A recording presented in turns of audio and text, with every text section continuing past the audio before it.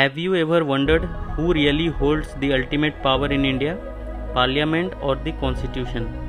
Let's unveil one of the most powerful and game-changing cases in the Indian legal history. Keswananda Bharti vs. State of Kerala, 1973. This landmark case was not just a legal battle. It was a turning point that defined the very soul of our constitution. But how did it all begin? Swami Keswananda Bharti, the head of Idnir Mutt in Kerala, approaches the Supreme Court in 1970. Why? Because the Kerala government tried to take over his mutt property under the Land Reform Act. To protect his fundamental right, especially the right to property, he filed a petition under Article 26 of the Constitution, which guarantees the religious institution the right to manage their affairs. But what started as a property dispute soon transformed into a battle over constitutional power. The real question before the Supreme Court was this: can Parliament amend any part of the Constitution, including fundamental rights? Until this point, Parliament believed it could, but this was challenged.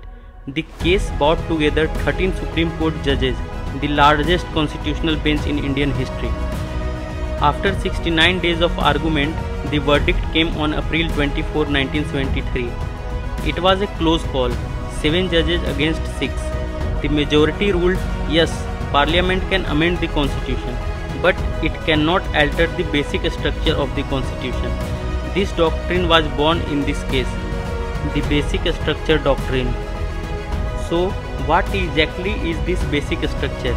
It is not clearly defined, but the Supreme Court gave examples: supremacy of the Constitution, rule of law, separation of power, judicial review, fundamental rights, democracy. These elements cannot be destroyed even by Parliament. The Keswananda Bharti case ensured that no government, no majority can override the core value of our Constitution. It set a precedent that still protects our rights today. This case has been cited in many other landmark judgments like Minerva Mills 1980 and I.R. Kohli 2007, reinforcing the basic structure doctrine again and again. In a democracy, power must have limits, and thanks to this one case, India's democracy stands stronger. Thank you for listening. I hope this will help, and God bless you all.